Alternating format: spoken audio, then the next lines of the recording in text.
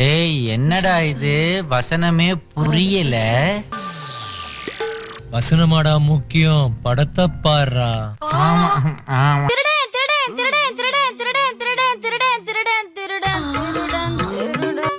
ஏய் ஊருக்கு உங்க அம்மா பாத்துக்கிறாங்க. இப்பதான் கோர்ட்டுக்கு நீங்க 1000 தடவை சொல்லுங்க.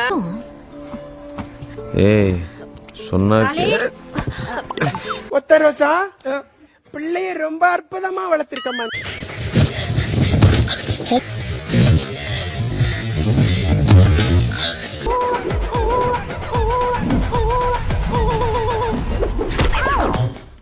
என்னடா மூஞ்சி இது?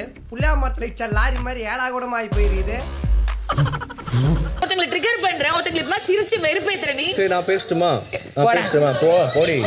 1 minute. கூல்னா குளிரு, ஃபூல்னா I hate you. thank you. சொல்லு என்னடா என்னடா சீனா போறியா?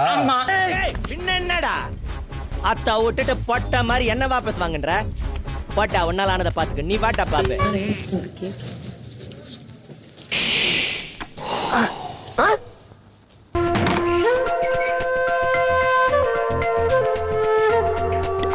பாரு, கமருதன்,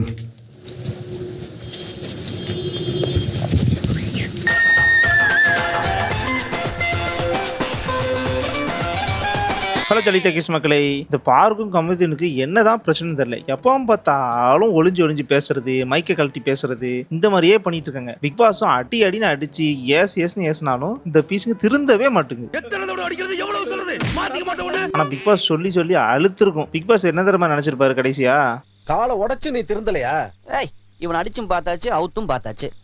இப்படிதான் நினைச்சிருப்பாரு. ஆனா என்னத்தான் சொன்னாலும் இந்த பீஸுக்கு திரும்ப அதே தான் பண்ணுதுங்க. இதை விஜய் சேதுபதி சார் இந்த வாரம் வீக்கெண்ட்ல கண்டிப்பா கேட்பாருன்னு நம்புவோம்.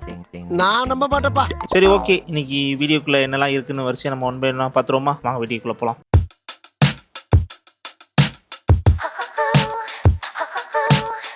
ஃபர்ஸ்ட் இடத்துல வந்து இங்கே 9 கேஸ் இருக்குது. இன்னையோட இந்த டாஸ்க் முடியுது. ஸோ அந்த 9 கேஸில் ஏதாவது ஒரு கேஸை தான் நான் நடத்த முடியும். ஸோ நீங்கள் சூஸ் பண்ணி சொல்லுங்க அப்படின்னு சொல்லிட்டார் பிக் பாஸ். அதில் அவங்க சூஸ் பண்ணது என்ன கேஸ்னா, இந்த பாரும் கமருதீனும் மைக் போடாமல் வந்ததுக்கு முட்டையும் பாலையும் உள்ள தூக்கி போட்டாங்கல்ல, அது எனக்கு வேணும், அதுக்கு நியாயம் கிடைச்சாகணும் அப்படின்னு சொல்லி எல்லாரும் வந்து இந்த கேஸ் எடுத்தாங்க. இதில் வந்து பாருக்கும் கமருதீனுக்கும் ஆப்போசிட்டாக வந்து சபரி வந்து லாயராக வந்தார். பாரு கமருதீனுக்கு சப்போர்ட் பண்ணுற மாதிரி அமித் வந்து லாயராக வந்தார். இனிமே நீதான் லாயரு வா. ஆனால் அமித் உண்மையிலே ரொம்ப பாவம். இந்த பீஸர்கிட்ட மாட்டிக்கிட்டு நான் வாதாட தாண்டா வந்திருக்கேன், நான் தாண்டா பேசணும், ஆனா உள்ள வந்துகிட்டு இந்த பாரு பீஸு நீ அதை பேசு, நீ அப்படி பேசு, நீ இதை சொல்லு, அதை சொல்லாத, ஏன் இதை எடுக்கிற அப்படி இப்படின்னு பாரு தான் உள்ள உட்காந்து இன்ஸ்ட்ரக்ஷன் கொடுத்துட்டே இருக்கான். அமித் பாவம் போல என்ன பண்றதுனே தெரியாம முடிச்சிட்டு இருக்கான். உள்ள அதை வையா, உள்ள அதே எடுத்து தொலைற. இந்த பாரு பீஸ் குழப்பதுனால இங்க சுபிக்ஷா கூட்டு வந்து அமித்துக்கு என்ன கேள்வி கேட்கன்னு தெரியாம எதெல்லாம் கேட்டுட்டு இருக்காரு. இதை பார்த்த பின்னாடி உட்கார்ந்த விக்ரம் வந்து உட்காந்து தலையை குனிஞ்சிட்டு சிரிச்சுக்கிட்டே இருக்காரு. இதுக்கப்புறம் வந்து கமருதீன் வந்து சம காண்டாய் என்ன இங்க வந்து சிரிச்சிட்டு இருக்க அப்படின்னு அவங்களுக்கு ஒரு சண்டை வர ஆரம்பிச்சிச்சு. ஆனா உண்மையில சொல்ல போனா இந்த கேஸை சிம்பிளா முடிக்க வேண்டிய கேஸ் தான். ஆனா பாரு கிட்ட சேர்ந்துக்கிட்டு அவனோட லைஃபே தொலைக்கிற மாதிரி இந்த கேம் விளையாண்டுட்டு இருக்கு. என்ன பத்தி பேசு, யார பத்தி ஏதாவது பேசுன. நீ அவகிட்ட இருந்து வெளியே வந்தனா நீ தப்பிக்கலாம்ப்பா, அதான் என்னோட கருத்து. அவ என்ன ஜெட்டி போட வச்சாலும் பரவாயில்ல குருஜி, எனக்கு என் அடை வேணும். அதுவும் இதுக்கப்புறம் அந்த அமித் வந்து பார்வை கூப்பிட்டு ஏன் நீங்க மறைச்சு பேசுனீங்க அதை சொல்லுங்க அப்படின்னு சொன்னதுக்கு டக்குன்னு கட் பண்ணி தான் இதை காட்டினாங்க. அவங்க என்ன சொன்னாங்கன்னா, நாங்க வந்து வீட்டுல மணி அது மட்டும் ப்ராப்பர்ட்டிஸ் அப்படின்னு என்னோட பெர்சனல் விஷயத்தை பேசினேன் அப்படின்னு இந்த பீஸ் பேசுது. அப்படி பெர்சனல் விஷயத்தை பத்தி பேசிட்டு ஏன் சிரிச்சிங்க மேடம்? ஒருவேளை பெர்சனல்னா ரூமுக்குள்ள நடக்கிற பெர்சனலா இருக்குமோ? இதுக்கு வந்து வியனா வந்து நீங்க பெர்சனல் விஷயத்தை பேசணும்னா நீங்க ஓப்பனா தான் பேசி ஆகணும், அப்படி பேசக்கூடாதுன்னா ஃபர்ஸ்ட் வரும்போதே அக்ரிமெண்ட்லாம் போட்டு வந்தீங்கல்ல அப்படி இப்படின்னு இந்த பீஸ் என்ன பேசினாலும் அந்த பீஸ் அப்படியே அமைதியா இருக்கா. இதை பார்த்த அமித் வந்து ஊடைக்குள்ள பேச ஆரம்பிச்சாரா. சோ 2 ஜட்ஜும் செம காண்டாயிட்டாங்க. அவங்க என்ன பேசுனாங்கன்னு நீங்களே பார்த்து வாங்களேன். அவன் சாதாரணமா கிண்டல் பண்ண மாட்டான், ஆனா கிண்டல் பண்ணா காண்டாக்கமா விட மாட்டான். ஜட்ஜி எதுக்கு நீங்க அவங்க கிட்ட பேசுறது? அவங்க பேசுறது நான் வந்து சார் ஷட் அப் ப்ளீஸ். இதுக்கப்புறம் பாரு வந்து நாங்க வந்து பிக் பாஸ் சொல்றத திரும்ப கேட்க ஆரம்பிச்சிட்டோம். அது மட்டும் இல்லாம இது பண்ண தப்பு தான், ஆனா பிக் பாஸ்க்கு அப்புறம் நீங்க சொன்ன அதாவது ஹவுஸ்மேட் சொன்ன பனிஷ்மெண்ட்டை நாங்க ஏத்துக்கிட்டு பண்ணோம் அப்படி இப்படின்னு என்ன பேசினாலும் வீணா பேசி வந்து அப்ப ஏன் நேற்று சலசலப்பு வந்துச்சு அப்படிங்கிறதுக்கு இல்ல ஹைராக்கின்னு ஒண்ணு இருக்குல்ல, சோ நீங்க சொல்லி அதாவது நீங்க வந்து எங்க ஹவுஸ்மேட்ஸ் தானே, நீங்க சொல்லிதான் நான் ஏன் கேட்கணும் அப்படின்னு சொன்ன உடனே அப்போ எங்கிட்ட இருக்கிற பால் முட்டையெல்லாம் உங்களுக்காண்டி நாங்க ஏன் சாக்ரிஃபைஸ் பண்ணணும் அப்படின்னு சொன்ன ஹவுஸ்மேட்ஸ் எல்லாம் கைத்தட்ட ஆரம்பிச்சிட்டாங்க. இதுக்கப்புறம் சாட்சிக்கு வந்து திவ்யாவை கூப்பிட்டு இருந்தாங்க சபரி. அப்போ வந்து பின்னாடி இருந்துட்டு நம்ம அடுத்த வந்து கமருதினம் தான் கூடணும், கூப்பிடு அப்படின்னு பார் வந்து பின்னாடி இருந்து கத்திட்டே இருந்தாளா. இதை பார்த்த அமித் வந்து செம காண்டாயி கொஞ்ச நேரம் அமைதியா இருமா அப்படின்னு கத்தி ஆஃப் பண்ணி வச்சிட்டாரு. உனக்கு அவ்வளவுதான் லிமிட். அமித்து அவ்வளவுதான் உனக்கு இன்னைக்கு ஆப்பு தாண்டி, இனிமே பார்வையா கத்துற அந்த செவுரு விடுமா உன்ன. நான் குமார் அவசரப்பட்டிய. இதுக்கப்புறம் வந்து திவ்யா ரம்யா எல்லாரும் வந்து சாட்சி சொல்லும் போது ஆப்போசிட்டா அதாவது கமருக்கும் பாருக்கும் ஆப்போசிட்டா எல்லாரும் சொன்னோன்னே ஆல்ரெடி கடுப்புல இருந்த எப்ஜே வந்து கை தட்ட ஆரம்பிச்சாரு சத்தமா. இதை பார்த்த கமரு வந்து எப்ஜே கிட்ட சண்டை போட ஆரம்பிச்சிட்டாரு. ஸோ வினோத் வந்து என்னதான் ஸ்டாப் பண்ண சொன்னாலும் நீங்க அங்க கேட்க மாட்டீங்க, நீங்க இங்க கேட்க மாட்டீங்க அப்படின்னு சொல்லி வினோத்தையே ஏறுன்னு ஆரம்பிச்சிட்டாரு. ஆனா வினோத்தால தாங்க முடியல. ஒரு நிமிஷம் சார்னு சொல்லிட்டே இருக்காரு. ஒரு நிமிஷம் சார், ஒரு நிமிஷம் சார், சார் ஒரு நிமிஷம் சார், சார் ஒரு நிமிஷம் சார். இதுக்கப்புறம் வந்து பிக் பாஸே உள்ள பூந்து இவங்க கத்திட்டே இருக்காங்க, கொஞ்ச நேரம் பிரேக் விட்டு தொலைவோம் அப்படின்னு நினைச்சிட்டாரான்னு தெரியல. பிரேக் விட்டுட்டு போயிட்டாரு. மூச்சா வருது இன்ட்ரோல விடா. இதுக்கப்புறம் வந்து எப்ஜே கிட்ட வந்து பாரு வந்து ஏன்டா அப்படி சொன்ன லாயர் ஃபேமிலி அப்படி சொன்னதுக்கு நான் லாயர் ஃபேமிலி சொன்னது காரணம் நீ அப்படிதானே டெக்கோரம் மீட் பண்ணணும், ஒரு கோர்ட்டோட டெக்கோரம் அங்க இருந்து கத்திட்டே இருக்க அப்படின்னு இவங்களுக்குள்ள பேசியிருந்தாலும் பாரு பீஸ் ரொம்ப அமைதியா இருக்கு. ஸோ இவங்க ரெண்டு பேரும் பேசிட்டு இருந்த பார்த்தோன்னே கமரு பீஸும் வந்துச்சு. கமரு பீஸாவது கத்தி சண்டை போடணும்னு பார்த்தா அந்த பீஸும் ரொம்ப சைலண்டா பேசுது. இவன் எப்படி சொல்ல மாட்டானே. இதுக்கப்புறம் கமரு பீஸ் வந்து நல்ல பாயிண்ட் எடுத்து வைக்கிறேன்னு பேர்ல பிக் பாஸ் வந்து எங்களை வந்து மறைச்சு பேசுறேன்னு சொல்லலையே, கரெக்டா போடுங்க அப்படின்னு தான் சொன்னாரு அப்படின்னு சொன்ன உடனே எஃப்சி பீஸ் வந்து எல்லாரும் இங்க வாங்க அப்படின்னு கூட ஆரம்பிச்சிட்டாரு. ஒரு பெரிய அநியாயம் நடந்து போச்சு, அத கட்ட பஞ்சாயத்து பண்ண வாங்க. இதுக்கப்புறம் எஃப்சி வந்து இவங்க கிட்ட வந்து பிக் பாஸ் வந்து மறைச்சு பேசணும்னு சொன்னாங்களா இல்ல ஒழுங்கா போடுங்கன்னு சொன்னாங்களா அப்படின்னு சொன்னோடனே ஏன்டா நான் உன்ட்ட தான்டா பேசினேன், சபைக்கு ஏன்டா எடுத்து வரேன் அப்படின்னு கமருதி பீஸ் அங்கேயும் வந்து சைலண்டா தான் பேசுது. என்னடா கரெக்ட் மிரட்டுன்னு களவாணி பசங்க. ஆனா இந்த ரெண்டு பீஸுங்களும் கடைசி வரைக்கும் நாங்க வந்து வாண்டடா மறைச்சு பேசல, நாங்க தெரியாம விலக தான் செஞ்சுச்சு அப்படின்னு சாதிக்குது ரெண்டு பீஸுங்களும். சத்தியமா வாண்டடாலாம் பண்ணல. வாண்டடா நீங்க மைக்க மறைக்கலையா? மைக் வச்சு பேசிட்டு நீங்க ரெண்டு பேரும்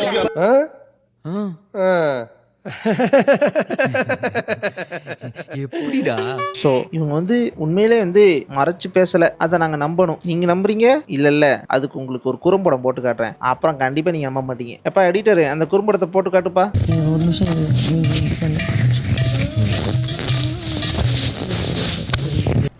மாடிடா எவா. பாத்தியாப்பா ஆறு சொன்னது உண்மைதானே, தெரியாம தான் கரண்ட் விழுந்துருக்கு, நீங்க தப்பா நினைச்சிட்டீங்க பாத்தீங்களா. ஏன்னா ஓட்டுற இதுக்கப்புறம் பெரிய சண்டை, ரெண்டு விதம் சாரி மாதிரி சண்டை போட்டு பதிலுக்கு பதில் பேசுறாங்க. இவன் என்னன்னா வீணா பத்தி பேசுறது, அவன் என்னன்னா பார்வை பத்தி பேசுறது. ஐயோ எந்த ட்ரெண்ட்ல பேசினாலும் எந்த ரூட்ல போனாலும் விடவே மாட்டேங்கிறானே, நான் என்ன பண்ண. சோ ரெண்டு பேத்துக்கும் சண்டை நடந்துட்டே இருந்துச்சா. இதுல வந்து பாரு வந்து கூட்டு போனான், அதாவது கமருதினை பிடிச்சி கூட்டு போகும்போது நீ இப்படிதான் பின்னாடி சொரிஞ்சோடனே அமைதி ஆயிடுவல அப்படின்னு சொன்னோடனே பாரு வந்து வேற மாதிரி திருப்பி விடுறா. என்ன சொன்ன சொரிஞ்சு விடுறானா, என்ன வார்த்தைடா இது அப்படின்னு பேச ஆரம்பிச்சிட்டா. உலகத்துல உள்ள போருக்கும் வாருக்கும் மூலக்காரன் யாருன்னு பார்த்தா ஒரு பொண்ணா தான்டா இருப்பா. ஓம் பின்னாடி ஒரு பொண்ணு தான் இருக்கா, அவ சாவி கொடுத்து திருகுறா, நீ ஆடுற. ஆனா இந்த மாதிரி பீஸ் வந்து நான் உலகத்துல பார்த்ததே கிடையாது. எந்த விஷயத்த எப்படி திருச்சி மாத்தி விட ட்ரை பண்ணி பாத்தீங்களா. விடு மச்சான், நானே ஃபர்ஸ்ட் ஆன்ட்டு போறேன். கழுவி ஊத்துறான் நீ வந்து பேச. விலைக்கோட ஆள் இருக்கிற தைரியத்துல தான் ரெண்டு பேரும் இப்படி மால் கட்டுறாங்க. பேசாம உட்காந்து வேடிக்கை மட்டும் பாரு. இதுக்கப்புறம் அந்த எஃப்ஜே வந்து நம்ம ரெண்டு பேரும் சேர்ந்து பேசினா ஒழுங்கா முடிஞ்சிடும், இந்த பீஸ் வந்து தேவையில்லாம கத்திட்டு நம்ம கூட சண்டை போட்டுருக்கு, ஸோ நம்ம தனியா பேசுவோம் அப்படின்னு சொன்னா கூட பார் வந்து அதை எப்படி விட முடியும், என் குடும்பத்தை பத்தி தப்பா பேசியிருக்கான் அப்படின்னு திரும்பி சண்டை போட்டே இருக்கு. அதுக்கப்புறம் வினோத் தான் சமாதானப்படுத்தி இங்க கூட்டு போனாரு. பப்ளிக் எக்ஸாமுக்கு போற பையனோட அம்மா புலம்புறாம சும்மா புலம்பி. ஸோ இதுக்கப்புறம் வந்து கமருதினும் எஃப்ஜேவும் வெளியே போய் தனியா நின்று பேசி சமாதானம் ஆயிட்டாங்க. இப்போ புரியுதா, கமருதீன் உங்க வாழ்க்கை அந்த செவர்கிட்ட முடிஞ்சிடாம. இதுக்கப்புறம் வந்து வந்து அந்த கேஸை முடிக்கணும்னு சொன்னாங்களே. ஸோ ஜட்ஜுக்கு வேற கருத்து இருந்துச்சு. ஆனா பிக் பாஸ் உள்ள பூந்து நீங்க 2 பேரும் சூஸ் பண்ணி ஒரு பதில சொல்லுங்க அப்படின்னு சொன்னோடனே கடைசியா வந்து கண்டஸ்டன்ஸ்க்கு சாதகமா வந்துருச்சு. அதாவது பாரும் கமருதீனும் தப்பு பண்ணிருக்காங்க, ஸோ அவங்க திருந்தி ஆகணும் அப்படின்னு தீர்ப்பு வந்துருச்சு. ஆனா இந்த கேப்ல தான் இன்ட்ரோல நான் ஒரு சீன் போட்டு வந்துருமா, அது இங்க நடந்துச்சு. ஏய் என்னடா இது வசனமே புரியல. வசனமாடா முக்கியம், படத்தை பாடுறா. ஆமா ஆமா. இதுவும் ஒரு பசிதானப்பா. இதுக்கப்புறம் வந்து ஒஸ்ட் பெர்ஃபார்மன்ஸை சூஸ் பண்ண சொன்னாங்க. அதில் நிறைய பேர் சொன்னாங்க. அதில் பாரு வந்து ரம்யா பீஸை சொல்லிட்டு இந்த பீஸு போன வாரம் அந்த மாதிரி ஓடுறேன் அப்படிலாம் சொல்லிச்சுல்ல அப்படின்னு சொன்னோன்னே, அம்மா அதை மட்டும் எடுக்காதம்மா அப்படின்னு சொன்னாலும் இந்த பீஸ் திரும்ப அதே எடுத்துட்டு இருக்கு. அது அடிக்கடி சொல்லினே இருக்காரா கடுப்பாடு. ஆனால் ரம்யா பீஸ் இப்படி பேசிட்டே இருக்கும்போதே அப்படியே அழுக ஆரம்பிச்சிச்சு. ஸோ இங்கே வச்சு அழுகக்கூடாதுன்னு சொல்லிட்டு திருப்பி ரூமுக்குள்ளே போயிட்டு அழுகுன்னு பார்த்தா அழக்கூடாது அப்படின்னு அவங்களே தேத்திக்கிட்டாங்க. கண்ணாடி எடுத்து மாட்டா அப்புறம் எப்படி கலவரம் தெரியும்? இப்ப எப்படி? பரவாயில்ல, தேடுவாங்க, போட்டு வா. இதுக்கப்புறம் வந்து ரம்யா பீஸ் தான் ஒஸ்ட் பெர்ஃபார்மன்ஸ் சொன்னோடனே அவங்களை தூக்கி ஜெயில போட்டாங்க. ஸோ ஜெயில போட்டோன்னே இந்த பீஸுங்கெல்லாம் உட்காந்து பேசிட்டு இருந்துச்சு. அப்போ வந்து இந்த கமூர் பீஸ் வந்து திவ்யா பீஸை பார்த்து ஏசிட்டே இருந்துச்சா. ஆனா அங்க இல்லைன்னு நினைச்சுதான் கமூர் பீஸ் பேசிச்சு. கடைசியில பார்த்தா பின்னாடி திரும்பி பார்த்தா புடத்தைக்கு பின்னாடி தான் இருக்கேன் ஓவர் அப்படின்னு சொல்ற மாதிரி பின்னாடி நிக்குது திவ்யா பீஸ். இதுக்கப்புறம் வந்து திவ்யா சும்மா இருப்பாங்களே. ஸோ அவங்க 2 பேத்துக்கும் செம்ம சண்டை. ஸோ அந்த சண்டையில வந்து என்ன வேணாலும் பேசு, என் பேரை மட்டும் இழுக்காத அப்படின்னு சொன்னோன்னே அப்ப என்னன்னாலும் பண்ணலாம் அப்படின்னு சொல்லிட்டு திங்கி வந்து டான்ஸ் ஆடுது. இதுக்கப்புறம் வந்து கமருதீன் வந்து நீ பின்னாடி பேசுனது தான் இப்படி சொல்றீங்க, நான் முன்னாடியே பேசுறேன், நீங்க தான் என்ன டார்ச்சர் பண்ணீங்க அப்படி இப்படின்னு இந்த 2 பீஸும் சண்டை போட ஆரம்பிச்சா. இதை பார்த்த திவ்யா வந்து நீ பின்னாடி போனா தானே பேசுவேன், நான் முன்னாடியே உட்கார்றேன்னு சொல்லிட்டு முன்னாடியே பீன் பேக்கை போட்டு உட்காந்து நீ நான் பாத்துடலாம் அப்படின்னு கால் மேல கால் போட்டு உட்கார ஆரம்பிச்சிச்சு. அவன் பயங்கர ரோசக்காரன் போல அப்படியே நின்ட்டான். அப்புறம் நம்ம மட்டும் அப்படியேதான். இதுக்கப்புறம் இவங்க 2 பேருக்கு கான்வர்சேஷன்ல திவ்யாவும் கமருதீனும் எப்படி பேசிக்கிறாங்க பாருங்களேன். சூரி அப்படியே குத்தி கிழிச்சிரும். ஆமா நான் சூரி தான்.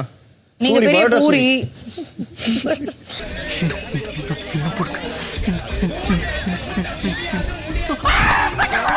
இதுக்கப்புறம் அப்படியே பேச்சுவாக்குறதுல கமருதீன் வந்து போடி அப்படின்னு சொல்லிட்டான் போல. இத பார்த்த திவ்யா வந்து சும்மாவா இருப்பாங்க, நீ எப்படி என்ன போடி சொல்லலாம், அது எப்படி சொல்லலாம், அப்படிதான் சொல்ல வேண்டி அப்படின்னு 2 பேரும் மாறி சண்டை போட ஆரம்பிச்சிட்டாங்க. செருப்பு பிஞ்சிரும். ஏய் மரியாதை, அதெல்லாம் உனக்கு தர முடியாது. அப்ப கிளம்பு. நீ யாரு என்ன போ சொல்றதுக்கு? நீ யாரா? இதுக்கப்புறம் வந்து வினோத் வந்து கன்வின்ஸ் பண்ணி சாரி கேட்கலான்னு கூட்டு வந்தாரு கமருதீனை. அப்போ வந்து திவ்யா வந்து கேட்காம இப்படிதான் வந்து எப்ப பார்த்தாலும் சாரி கேட்டு வருவீங்க, திரும்ப இப்படி வந்துட்டே இருக்கீங்கன்னா எத்தனை தடவை வந்துட்டீங்க அப்படின்னு வினோத்தை பிடிச்சி கத்த ஆரம்பிச்சா திவ்யா. ஓகே கூல் டவுன் இதுக்காக ஏன் டென்ஷன் ஆவற? இதுக்கப்புறம் வந்து கமருதீன் வந்து சாரி கேட்க தான் வந்தான். உட்காந்து எக்ஸ்பிளேஷன் பண்ணும்போது ஏத்தாப்புல வினோத்தை பார்த்தோன்னே கமருதீன் சிரிக்க ஆரம்பிச்சிட்டான். சிரிச்ச உடனே திவ்யா செம கடுப்பாய் வெளியே போயிட்டு ரிட்டர்ன் வந்து இதுதான் கூட்டு வந்தீங்களா, சாரி கேட்கன்னு சொல்லி நினைச்சு காமெடி பண்ணிட்டீங்களா அப்படின்னு சொல்லிட்டே இருக்கும்போது இந்த பீஸுமே சேர்ந்து சிரிக்க ஆரம்பிச்சிருச்சு. இவனுக்கு தான் சப்போர்ட் பண்ணி கூட்டு சரி வினோத் நீங்களும் சிரிக்கிறீங்களா? சாரி. சிரிக்காத. ரொம்ப எரிச்சலா இருக்கு. நான் என்ன பண்றது, மேனுஃபேக்சரிங் டிஃபெக்ட். இதுக்கப்புறம் வந்து வினோத் வந்து ஏமா அவன் வந்து சிரிப்பு காட்டிட்டாமா, அதனால சிரிச்சேன், நான் வாண்டடா சிரிக்கல, நான் மட்டுமா சிரிச்சேன், இந்த அமித் தான் சிரிச்சான் அப்படின்னு அமித்தையும் போட்டு கொடுக்காரு.